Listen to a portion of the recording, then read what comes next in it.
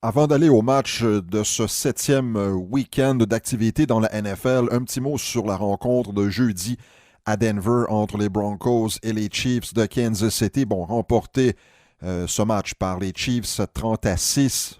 Bien entendu, ce qu'on retient, c'est cette blessure à Patrick Mahomes. Au moment d'enregistrer ce podcast, eh bien, on n'a pas encore tous les détails de la blessure. On parle en tout cas d'une blessure au genou droit. Mais c'est quand même assez vague comme renseignement pour le moment. Alors oui, on va garder un œil là-dessus, mais ça pourrait être un dossier qui pourrait changer bien des choses. Advenant par exemple que Mahomes demeure à l'écart pour le restant de la saison. Il y en a qui vont dire, oui, mais il a quitté le terrain, sur ses pieds, il marchait. Souvenez-vous que Carson Wentz, il y a 2 ans contre les Rams, exactement le même genre de blessure, là, à la ligne des buts, il avait plongé. Il avait quitté le terrain sur ses 2 jambes et on avait appris après la rencontre que sa saison était terminée. Tom Brady en 2008, lui aussi avait quitté le terrain en marchant et sa saison était terminée. Julian Edelman, il y a 2 ans, même chose. Alors, attendons avant de se prononcer. Maintenant, oui, septième week-end d'activité dans la NFL. Plusieurs matchs très intéressants avec des implications directes sur le classement des divisions. Patriots et 49ers vont-ils demeurer invaincus? L'affrontement Texans-Colts, ça promet ça aussi. Et est-ce que les Saints vont remporter une 5e partie consécutive sans Drew Brees? Oh là là, c'est une possibilité. Donc, on débute avec les matchs de dimanche avec la rencontre 49ers-Redskins. À moins d'une défaillance inattendue, les Niners sortiront de la capitale américaine avec une fiche de 7 victoires, aucune défaite. Washington éprouvera beaucoup d'ennuis, selon moi, à générer une quelconque attaque face à l'une des meilleures défensives contre le jeu aérien et aussi une défensive qui peut mettre beaucoup de pression sur le quart arrière. Cardinals-Giants, moi je choisis les Giants ici qui vont jouer à domicile. C'est peut-être le seul point en leur faveur, mais cela sera suffisant pour vaincre les Cardinals. L'avantage du terrain fera oublier le fait que les Giants ont la 31e défensive contre la passe et que Kyler Murray vient de connaître un match de 340 verges contre les Falcons. New York a perdu ses 2 derniers matchs. L'Arizona a remporté ses 2 derniers. Texans-Colts, il y a de ces matchs qui consolident la position d'une équipe. Si les Texans peuvent battre Indianapolis, après avoir fait de même contre les Chiefs, l'équipe de Bill O'Brien ne pourra plus être ignorée dans la conférence américaine. Si la ligne offensive, oui, un autre si, des Texans tient le coup, Deshaun Watson mènera les siens à la victoire. La ligne à l'attaque des Colts est probablement l'une des meilleures également de la ligue. La mission de la défensive des Texans sera de déranger le plus possible Jacoby Brissett. Moi, je choisis les Texans. Raiders-Packers, je choisis Oakland. Après avoir surpris les Bears il y a 2 semaines, un gain face aux Packers dimanche propulserait la troupe de John Gruden dans le groupe des équipes à prendre au sérieux. Est-ce possible? Moi, je dis que oui. Mais la défensive devra faire le travail et l'attaque n'a inscrit que 20 points en moyenne seulement par match cette saison. Oakland est 10e contre la course. Green Bay ne déteste pas courir, alors ça pourrait être intéressant. Et si la défensive peut stopper Green Bay justement sur les 3e jeux, les Raiders sortiront gagnants du match. Vikings-Lions, je crois que Détroit va remporter le match. Moi, c'est une équipe qui me surprend. Est-ce que les locaux pourront mettre derrière eux également le fiasco des officiels du dernier match à Green Bay? Je crois que oui.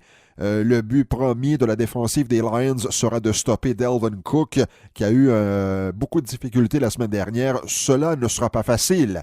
Et les Lions ont la 27e défensive contre la course. Alors ça, c'est un défi, là.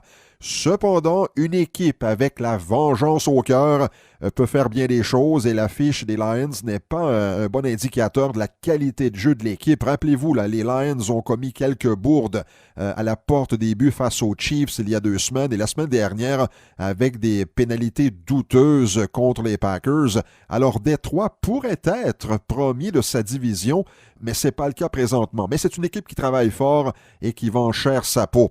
Jaguars, Bengals, si vous avez autre chose à faire, eh bien faites autre chose parce que ce match-là ne recèle pas grand-chose d'intéressant.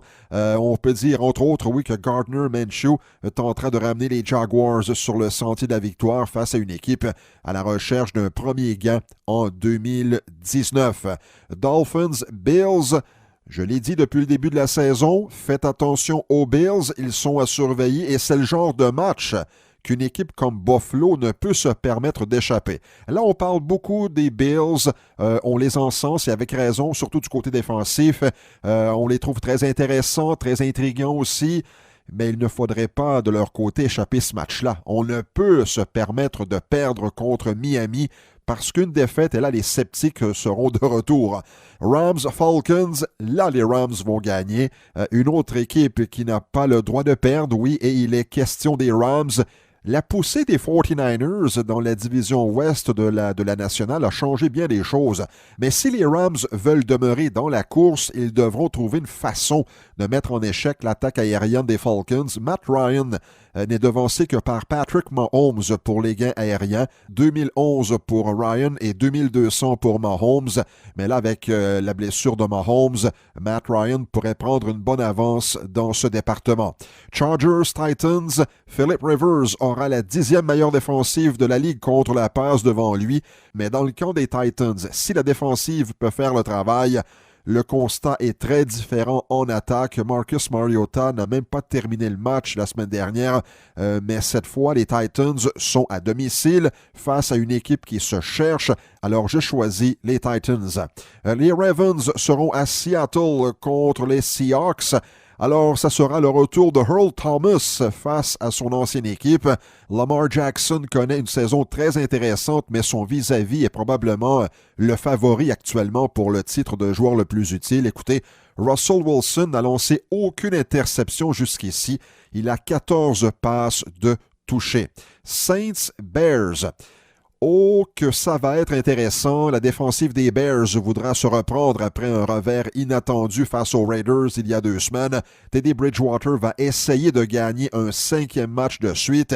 Mais étant donné que les Bears seront à domicile, je choisis les Bears contre la Nouvelle-Orléans. Eagles Cowboys, pour moi et pour plusieurs amateurs, il s'agit du match à surveiller en fin de semaine, le match des matchs.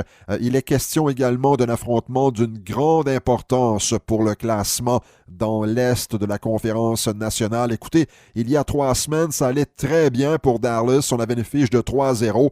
Mais là, 3 revers consécutifs et du côté des Eagles, on se maintient. Alors ce match-là revêt une importance capitale. C'est le genre de match qui pourrait servir grandement à Dak Prescott aussi. Dans ses négociations contractuelles, une victoire des Cowboys ferait taire les rumeurs également de congédiement qui circulent dans l'entourage de Jason Garrett. Dallas semble bousiller également les matchs importants et c'en est un. Alors c'est pourquoi que je choisis les Eagles dimanche en soirée. Et lundi au Monday Night Football, écoutez, depuis 2000, les Patriots ont dominé ces rencontres contre les Jets. 30 victoires, 11 défaites. Que fera Sam Darnold contre l'une des meilleures défensives de la Ligue? Attendez-vous de voir la troupe de Bill Belichick mettre la main sur une 31e victoire contre les Jets.